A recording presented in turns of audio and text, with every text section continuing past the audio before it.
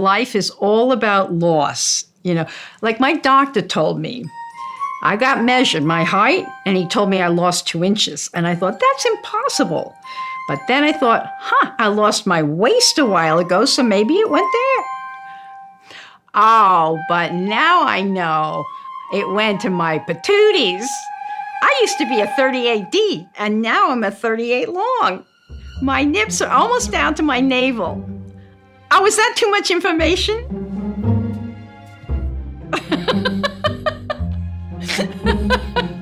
I don't know if you're going to use it, but I just did that routine last weekend at the theater. About loss. So, what was the question?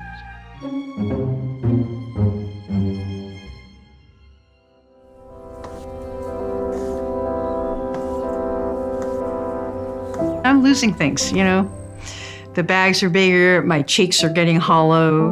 Where did that go? Oh, it went down to here.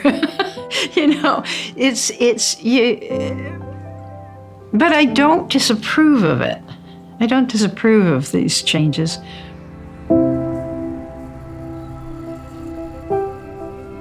I guess it just takes a little bit more to accept your body. I call it coming of aging. Just like puberty, coming of age is very difficult because it's a real phase shift. And so I think this is a coming of aging is another big transition. It's a transition out of that struggle of the middle of your life, the beautiful struggle of it,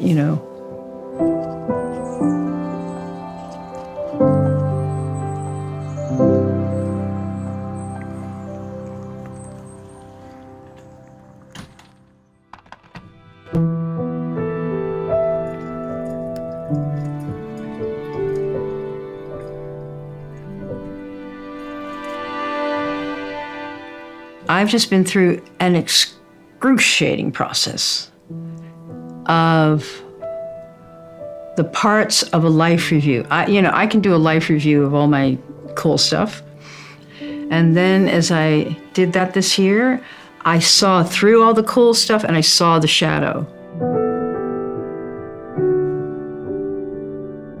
There was a crack in my story and I saw the shadow.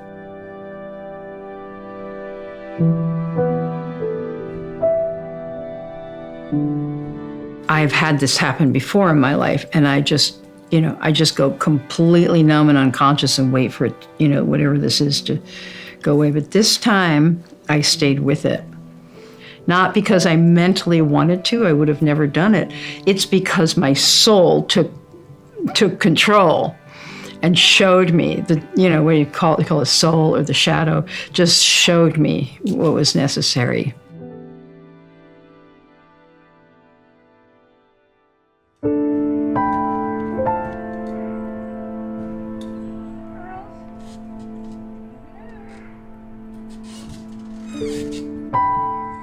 I saw the impact of my behavior on other people, and I just felt devastated that I had skipped on through life, not really taking into account who I left in the dust. I haven't been attentive to the small little feelings of people. I haven't been attentive of the impact of my actions. And so that all appeared.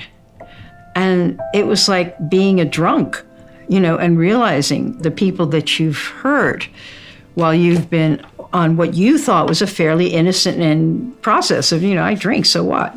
I have a lot of fun, everybody loves me, at the party.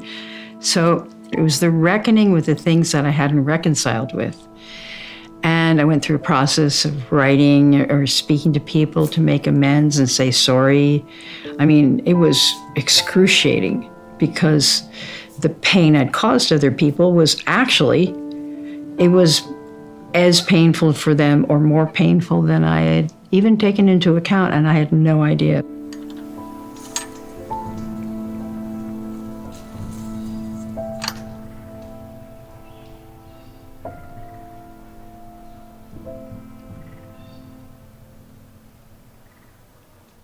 You need only claim the events of your life. And that's not necessarily easy, to make yourself real. You need only claim the events of your life, which is not easy, to become fierce with reality. That's what it is. So that's part, like, I want to be fierce with reality.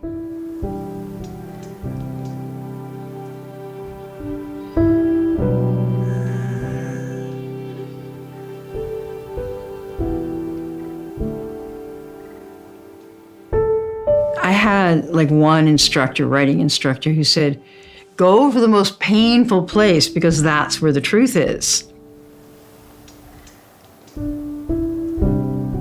The shadow is where you stuff everything that you're not willing to look at. So shadow work is being able to see the dark and disgusting things that you're afraid of or that you've done and you don't want to own.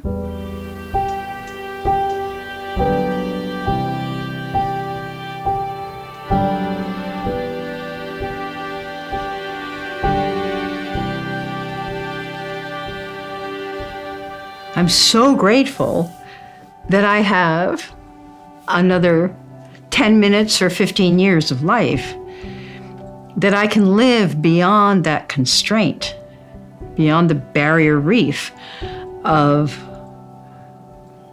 my identities and attachments.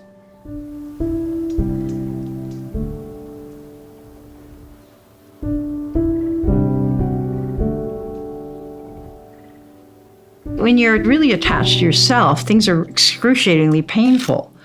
And when you're less and less attached to you as a little, clod of something, less and less attached, you get to be amazed with things.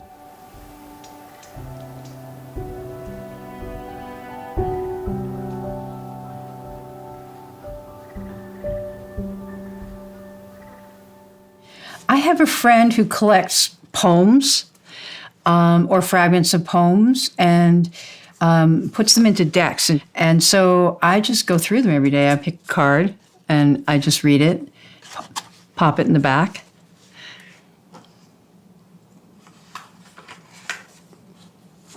Ooh.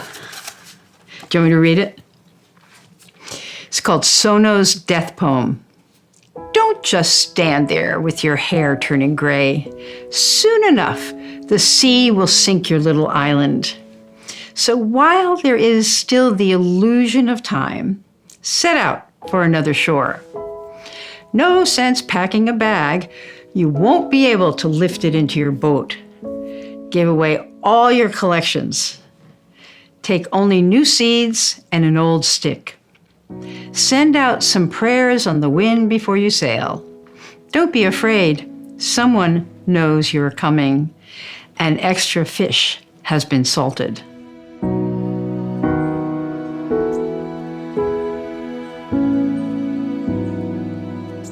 You get to a certain point in life and then you have gray hair and you're old and you stop. So this is like a challenge. Don't just stand there with your hair turning gray. Going into your death with a sense of freshness, that this is not the end, it's a doorway. And I don't have any theories yet about what the doorway is, but maybe it's the last experience of your life. Maybe it is the experience of your lifetime.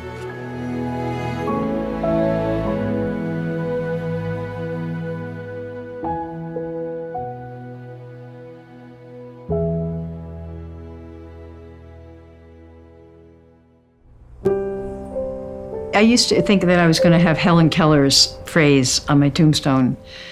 Life is either a great adventure or it's nothing. Just as something that the living could walk by and like, oh yeah.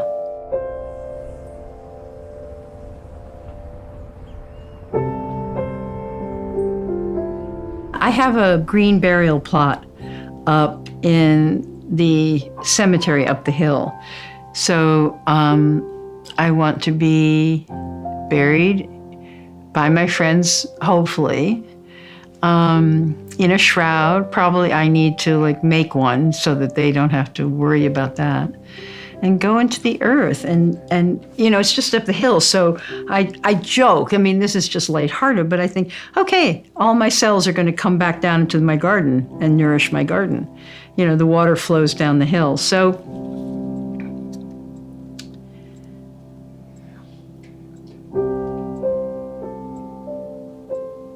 yeah, that pleases me. That idea that my flesh will go off my bones and my bones will be in the earth. So it's like, okay, this is all on loan, and you're going to be forgotten pretty, give it a generation or two and we're gone from the imagination. I guess it's getting to be okay with me that I am part of the multitude of people who've passed through here. There's billions of us who live and die. What an amazing, blink that I get to be alive.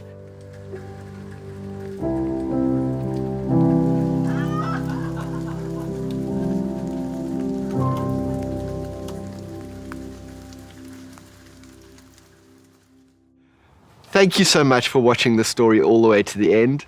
And a special thank you to all of you on Patreon who help us to make these films. If you want to join us on the journey, please click the link over here, I think.